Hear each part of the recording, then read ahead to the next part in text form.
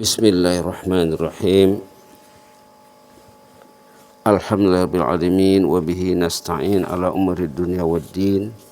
Wassalatu wassalamu ala asyrafil mursalin sayyidina wa habibina wa syafi'ina wa maulana Muhammad wa ala alihi wa sahbihi wa sallim tasliman katsira bi rahmatika arhamar rahimin ya arhamar rahimin ya arhamar rahimin arhamna bi rahmatikal wasi'ah wa'afina wa'afu anna wa ala ta'atika wa syukrika inna Rabbi syrah li sadri wa yassir li amri wa hlul 'uqdatam min lisani yafqahu qawli subhanaka la ilma lana illa ma 'allamtana innaka antal alimul hakim subhanaka la ilma lana illa ma 'allamtana innaka antal alimul hakim.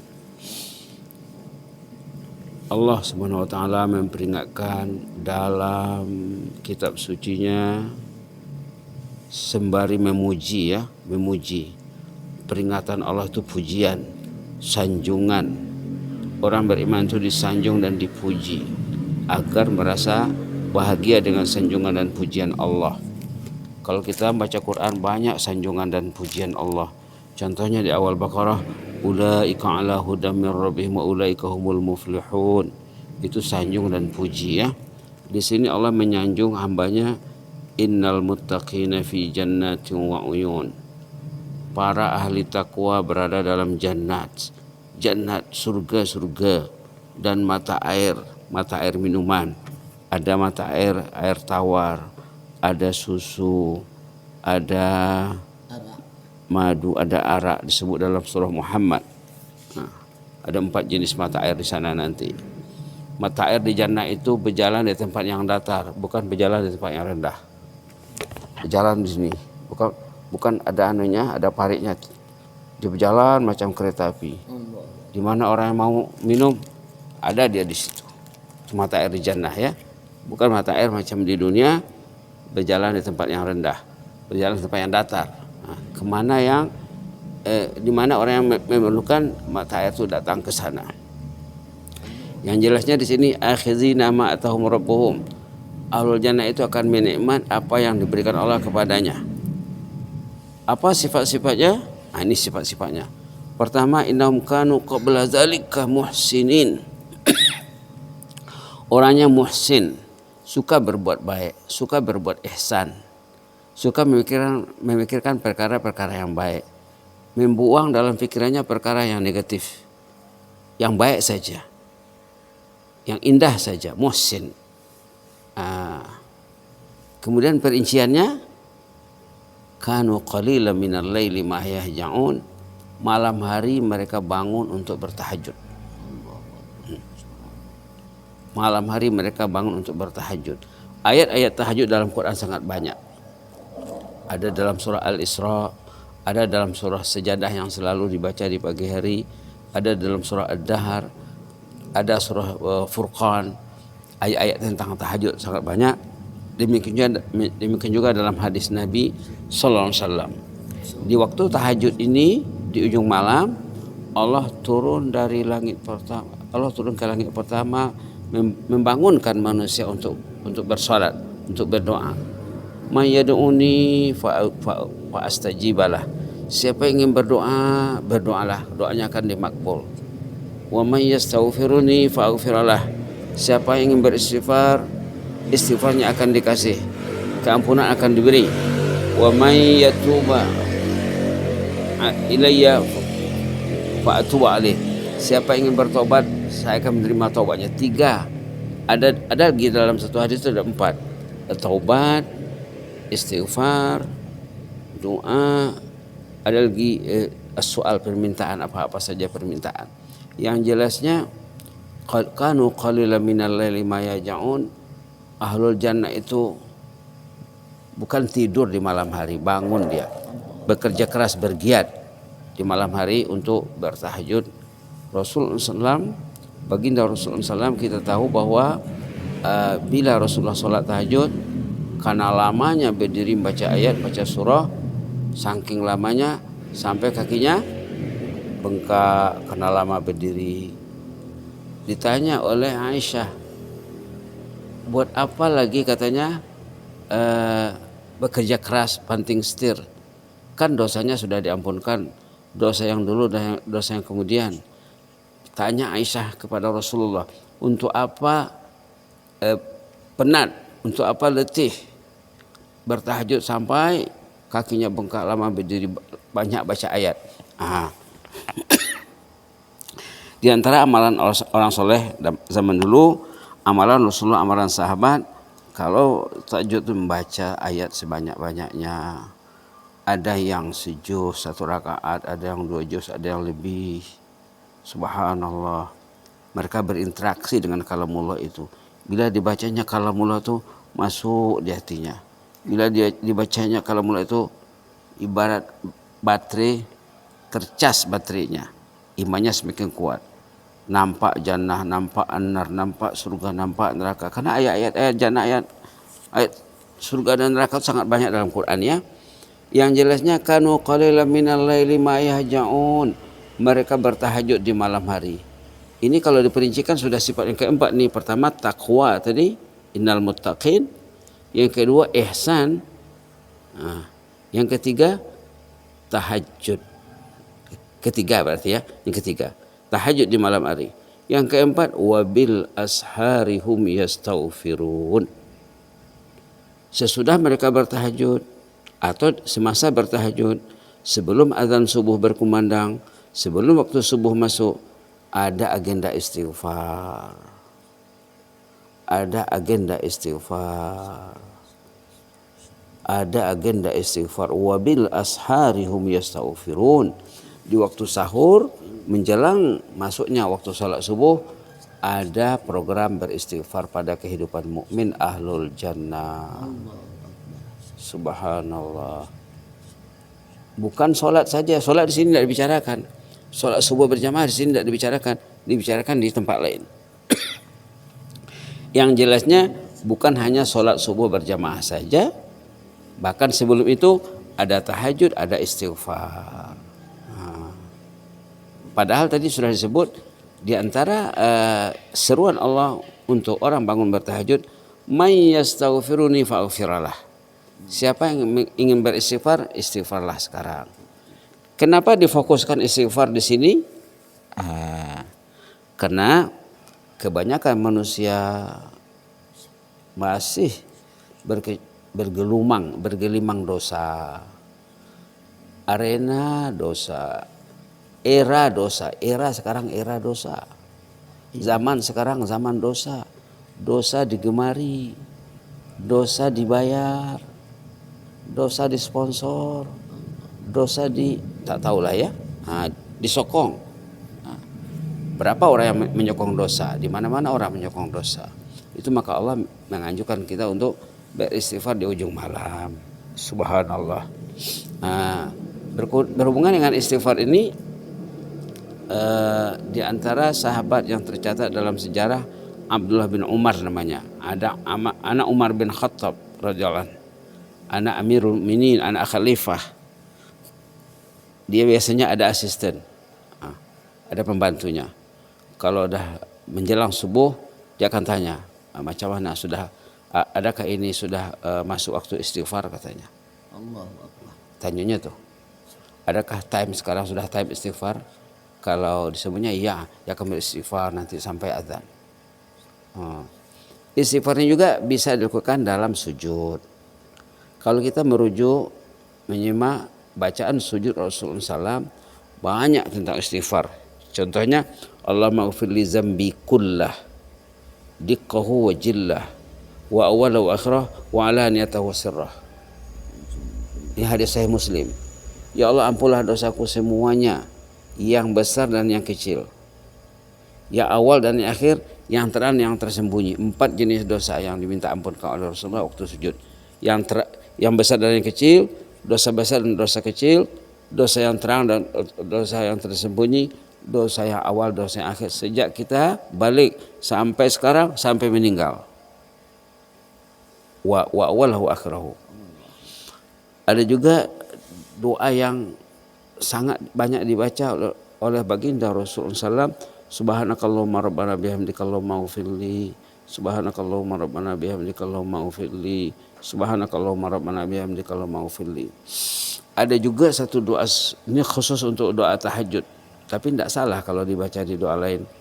Satu ketika Rasulullah bersama Aisyah di tempat Aisyah, lalu Aisyah kecarian, dia kehilangan suaminya di malam hari, suasana kan gelap, dicari, rupanya Rasulullah sedang sholat dalam kegelapan malam, terpegang kakinya oleh Aisyah. Lalu baginda memperdengarkan bacaannya, Allahumma na'udzu biridhaka min sakhatik wa bi mu'afatika min uqubatik wa a'udzu bika mink la uhsi tsanan 'alaika anta kama asnaita 'ala nafsik. Ini hebat doanya ini. Ini doanya sangat hebat sekali.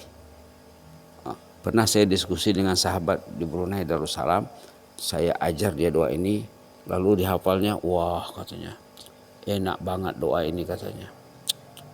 Lalu dibacanya,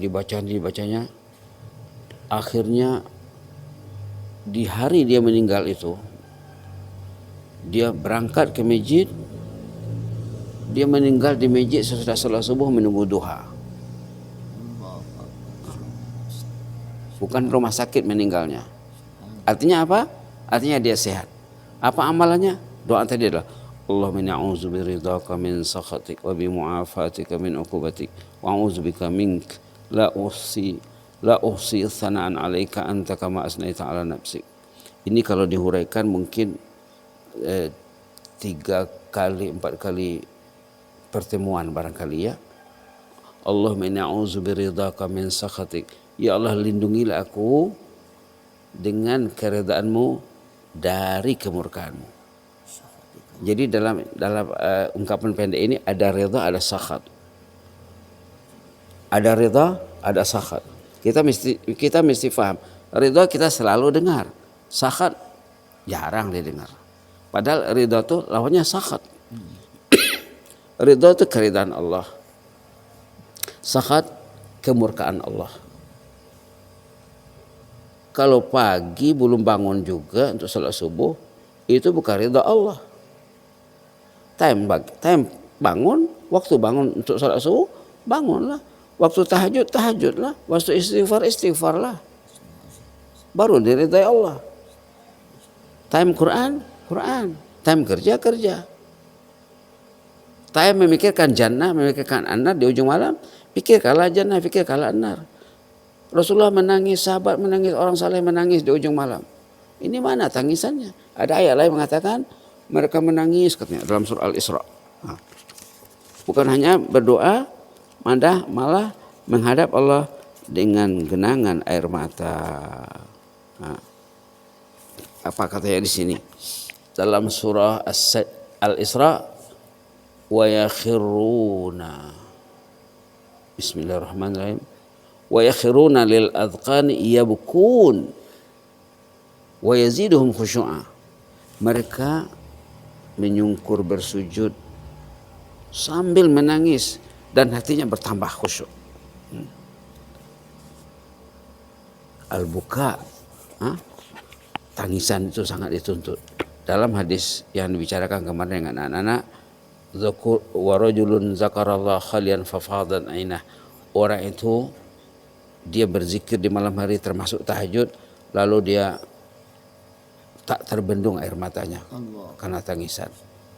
Itu termasuk 7 golongan yang selamat nanti di sana. Begitulah ya. Wabil asharihum yastaghfirun.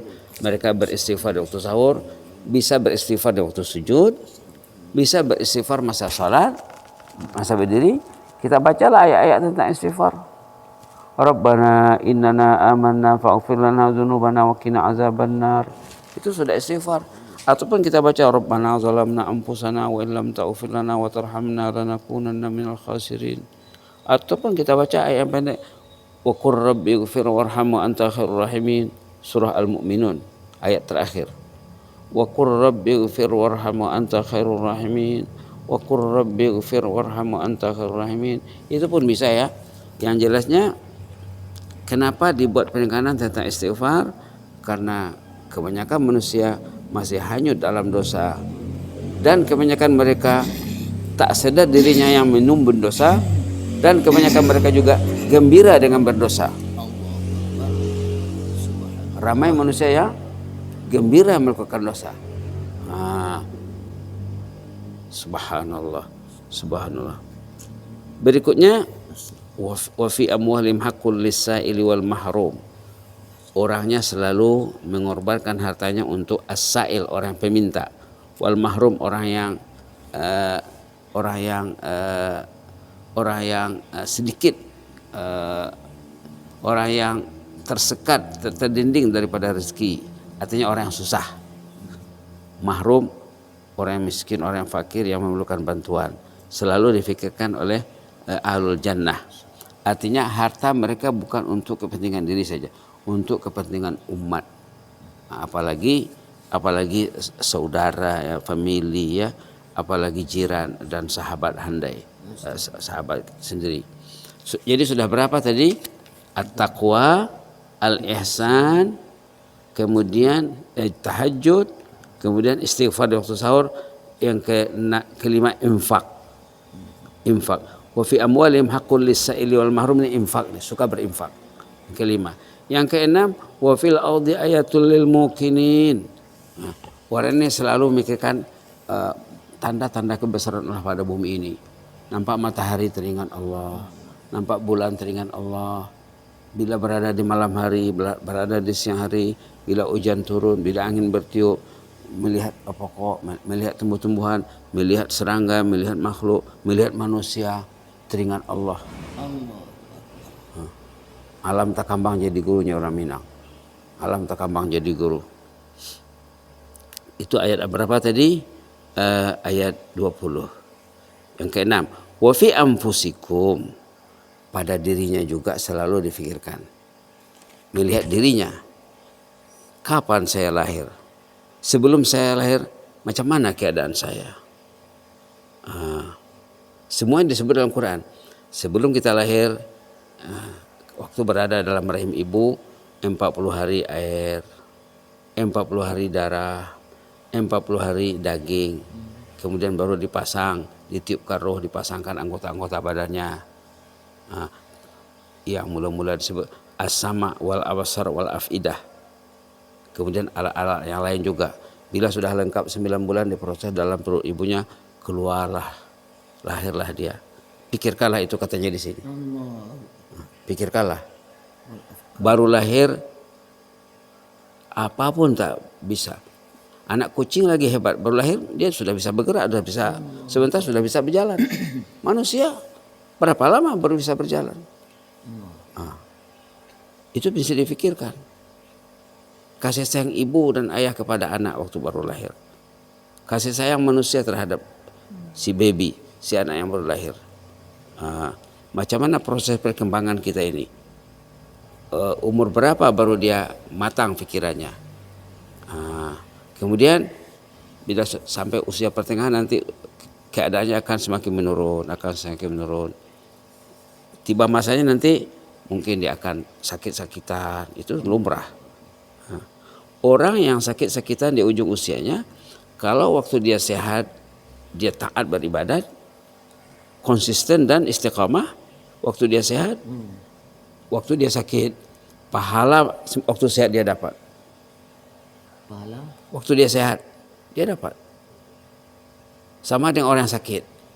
Orang sakit, kalau waktu dia sehat, contohnya dia penuh sembahyang berjamaah 5 waktu, tiba-tiba dia sakit, terlantar di rumah sakit, dia dapat pahala salat 5 waktu berjamaah itu.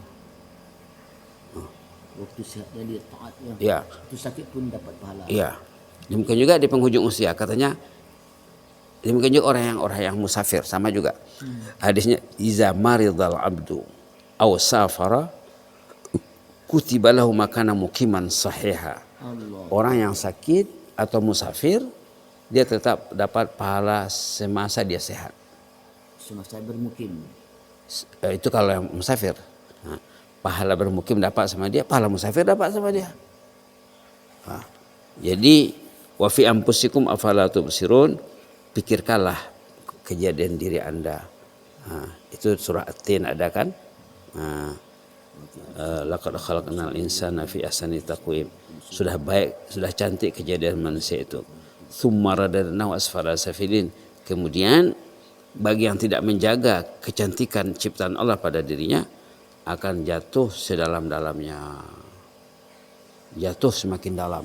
Ramai manusia ini yang kejatuhannya semakin dalam hari-hari, semakin jatuh, semakin jatuh, semakin jatuh. Karena dia tidak tahu yang dia itu terjatuh.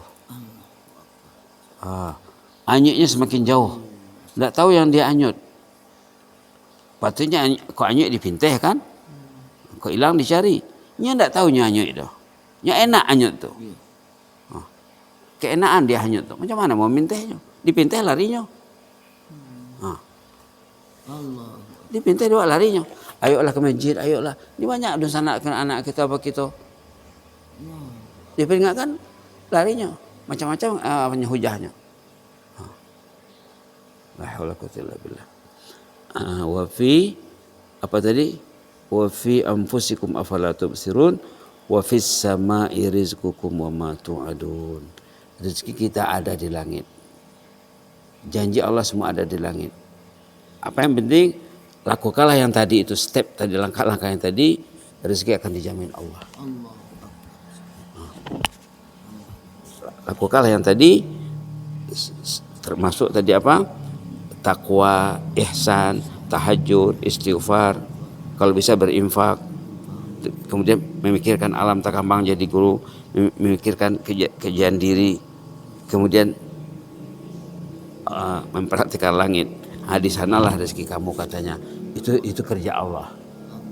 Rezeki itu kerja Allah. Manusia yang faham beragama, dia rezeki dia tidak fikirkan. Yang dia fikirkan tugas dia terhadap Allah. Adakah sudah maksimal? Adakah semuanya sudah dilakukan? Kalau dilakukan dengan maksimal, rezekinya dijamin Allah. Demikian dalam ujung surah juga, dalam ujung surah Az-Zariyat ini katanya apa di sana? Wa ma khalaqtul jinna wal insa illa liya'budun ma uridu minhum min rizqin wa ma uridu an yut'imun. Sama juga. Kerja kita ini untuk merealisasikan ubudiyah kepada Allah. Nanti Allah akan menjamin rezekinya. Rezeki jangan kamu pikirkan itu kerjaku kata Allah. Ma uridu minhum min rizqin. Saya tidak memerlukan rezeki kata Allah. Tidak memerlukan makanan. In huwa innallahu war-razzaq. Dzul quwwah lagi, al-matin pula lagi. Allah itu Razzaq yang menjamin rezeki kita ini. Dzul quwwah yang maha kuat, al-matin yang gagah perkasa ataupun kuat juga. Sama dengan ayat dalam surah Taha, ayat tentang salat, wa'mur ahlaka bis-shalah katanya, wastabir 'alaiha. Ayat 132. Wa'mur ahlaka bis-shalah, suruhlah keluargamu salah. Tapi salah di sini bukan solatan saja ya, termasuk salat berjamaah, termasuk salat sunat. Bukan salat sih, dah salat, dah jamaah, dah tahajud, dah duha. Salat di sini bukan mujarradus salah, merangkumi semua salat, karena salat ini ma'rifah. As-salah ma'rifah. Apa itu salat? Salat yang dikehendaki Allah. Apa itu salat? Salat yang dikehendaki Rasulullah. Apa itu salat? Salat yang diamalkan oleh Rasulullah. Sallu kama ra'aitumuni usolli. Wa'mur ahlaka bis-shalah. Suruhlah keluargamu salat, wastabir 'alaiha. Sabar-sabarlah menyuruhnya katanya. La nas'aluka rizqa. Nahnu narzuquk. Wal akibatu lit taqwa. Rezeki itu jangan kamu fikirkan sangat. Yang penting kalau kamu beribadat dengan maksimum, salat dengan khusyuk, rezeki dijamin Allah. Itu maka dalam kitab Ta'limul Muta'allim ada itu disebut termasuk sumber rezeki yang barakah memperbaiki kualitas salat. Memperbaiki kualitas salat. Memperbaiki mutu salat. Kalau antum salatnya khusyuk, insyaallah rezekinya akan dimudahkan Allah. Rezeki yang dimaksud sini rezeki yang barakah ya. Bukan rezeki yang tidak barakah. Bukan orang yang dia hanyut, rezekinya melimpah, itu bukan rezeki barakah, itu istidraj namanya. Luas rezekinya, tapi tidak ada di masjid, tidak ada tahajud, tidak ada sholat berjamaah. Itu bukan rezeki, itu Allah menipunya. Itu orang insan yang tertipu. Istidraj itu orang insan yang tertipu. Tertipu dia. Insan yang tertipu. Rezeki yang betul, rezeki yang diberikan kepada insan yang taat, yang beramal saleh, lalu dikasih Allah rezeki. Itu rezeki yang sebenarnya. Kalau rezeki yang tidak yang diberikan kepada ketaatannya dipertanyakan, ibadahnya tidak maksimal, itu bukan rezeki yang sebenarnya. Karena rezeki itu nanti akan ditanya di sana ya. Mudah-mudahan Allah memberi rahmat lah ya. Jazakumullah khairan. Ini uhibbukum fillah. Wassalamualaikum.